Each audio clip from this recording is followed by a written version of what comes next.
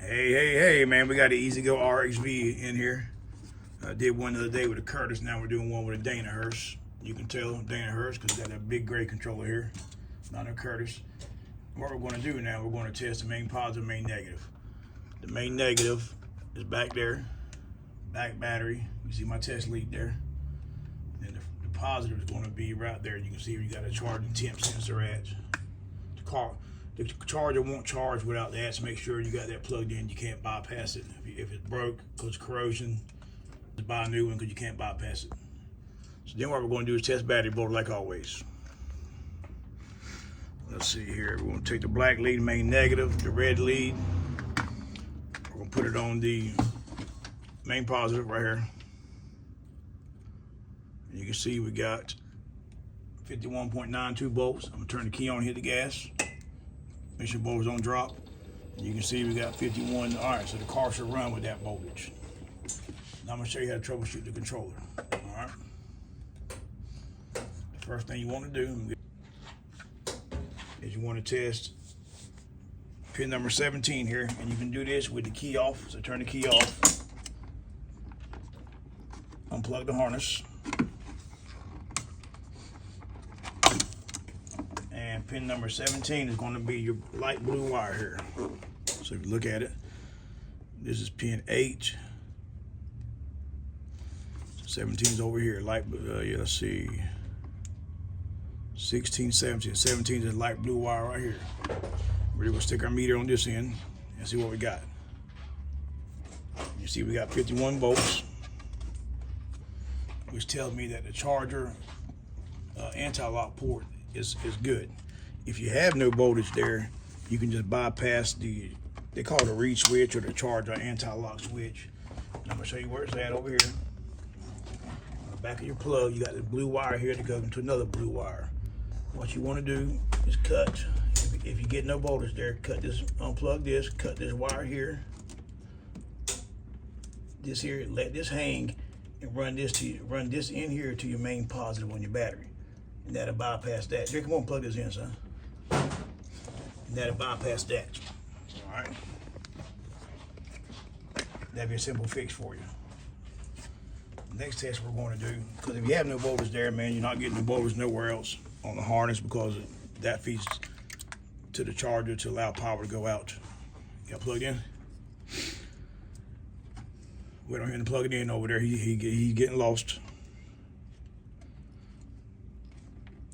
Then after that, next thing you want to do is pin number 1 here, which is your red wire. See right there. This wire here is your red wire. That is your key switch input voltage to the controller. Let's turn the key on. Make sure we got a good connection. And plug it into it good enough. And just stab the wire here. These come in handy for this, man. These small, or you just poke a little small hole. And you can see I have battery voltage. All right. If you have no battery voltage there, check your key switch. All right, because you should have voltage here. If you have no voltage there, you're probably going to have no voltage here on the solenoid right here, because this is your main positive. This all tied together, and on your fuse right here, you got this yellow wire here.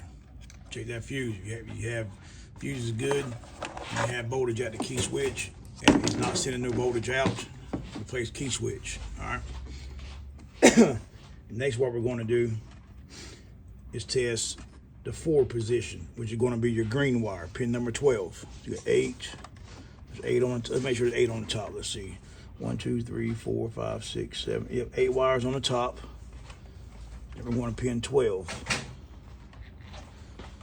9, 10, 11, 12 right here is the green wire.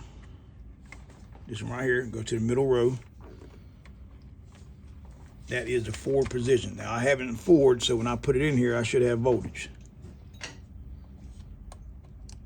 And you can see I have voltage. Now I'm gonna turn the key off. Right now I was holding it. I'm gonna turn the key off. I'm turning it neutral. See, voltage goes away.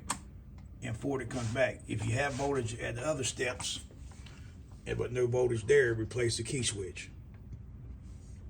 Now we're going to check the reverse side of the key switch, which is the white wire pin number 20, which is going to be on the bottom row right there. That's what we're going to do. I recommend poking a hole in here, man, because if you stick it through the controller and short out something, you'll fry a sensor. All right, I'm going to take this here and put it in there.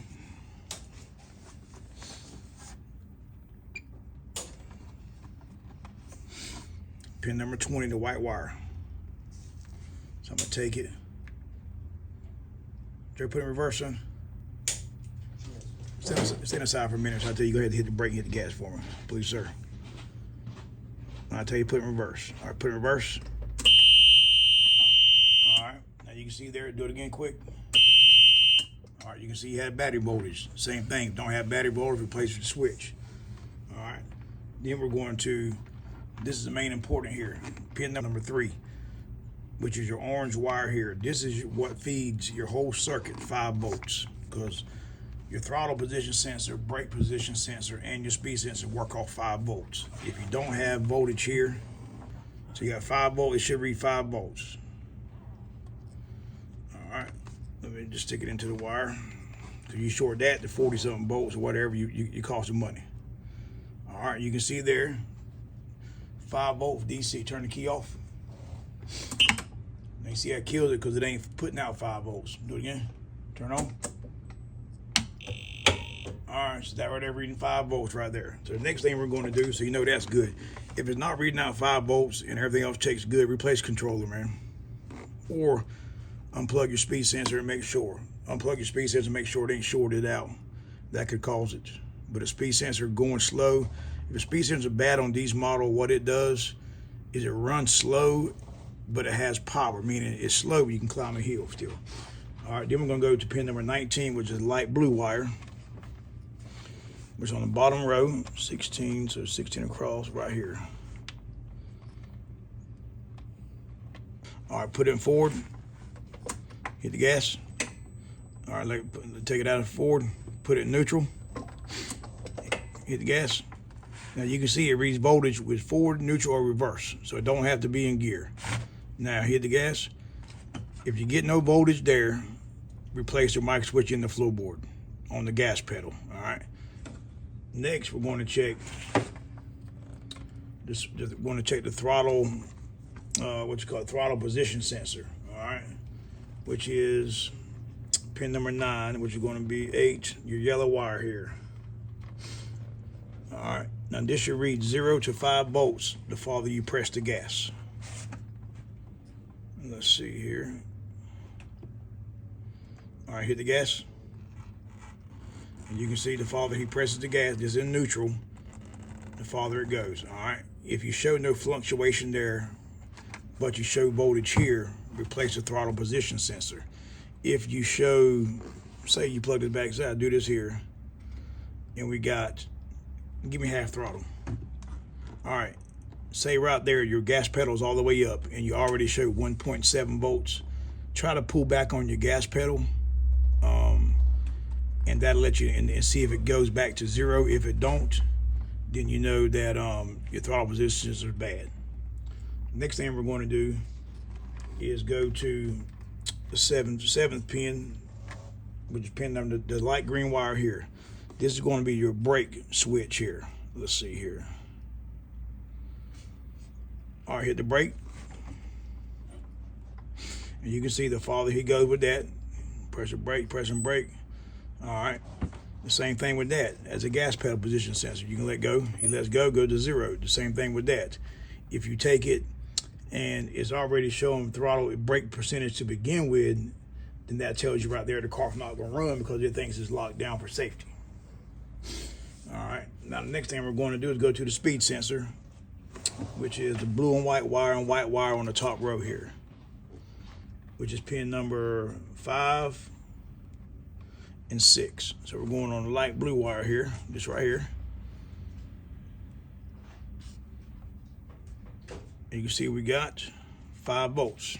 All right. When you hit the gas, it should go to about two and a half volts. Let's see. All right, that'll tell you that side of position sensor is working. Now we're going to the white wire side. Cause there's two sides. You got side A and side B on the old style position sensors. All right, hit the gas. All right, there you go. See, 0 to 2.5. That just worked backwards. One's feeding, one's coming all together. You got 5 volts. So they got 2.5 here, 2.5 here. You got 5 volts total. That's how they work. Now, the next thing you want to do, almost to the end, man, we're going to test the solenoid output voltage. And what we're going to do, take my red lead of a meter, and I'm going to put it on the hot on the solenoid, which is right here. I'm gonna put my black on the ground. All right, hit the gas, Jerry. All right, let go. Now, if you look at it here, man, you can see. Oh, let it kick out. Turn the key off. All right, now you see with the key off. Now, the way this old style works now, if you have RXV works in general, this is a 48 volt card. It only works off 26 volts to activate the solenoid. It requires 48 across the big post. So if the solenoid's bad, replace it with a 36 volt solenoid up until 2015. All right. So all right, look, I'm gonna turn the key on. Turn the key on. You can see right there I have battery voltage, and it should show battery voltage the whole time until after 30 minutes of it not running. Then it kicks the solenoid out. So imagine that after a period of years, the solenoid does go bad. And the easy way to tell is, if you have voltage here and the solenoid doesn't show voltage, let's see, 26 volts there, 26 volts there. All right, turn the key off. Now you can see you got 51 volts here. This is what messes a lot of people up. You have 51 volts here, 51 volts, no, excuse me, there you go, it's dying down. A lot of people say, man, well, it's to show the same thing here to here. Yeah, it does, because it just bleed over voltage from this post to this post. All right, turn the key back on. And the reason I'm getting 26 volts here, because I'm reading off the main battery pack. All right, if I was reading off this, I get 26. Now I'm here, if I go off the main negative here, now I have 51 volts. But if you use this ground, your voltage is going to be lower because this is only 26 volts. All right. Now, a good way to tell if this solenoid is bad on this model here is if you put it in run and you have battery voltage in the car and you can't push it, meaning the brake don't release once you put it in tow, replace the solenoid. That's pretty much 99% of the problem with these cars is the solenoid. All right. Now, next thing with the last test we're going to check is going to be your tow switch. All right, I'm going to put my black lead back on the main negative. I know I'm probably going too fast, man. I'm just trying not to make this video 50 minutes long, man.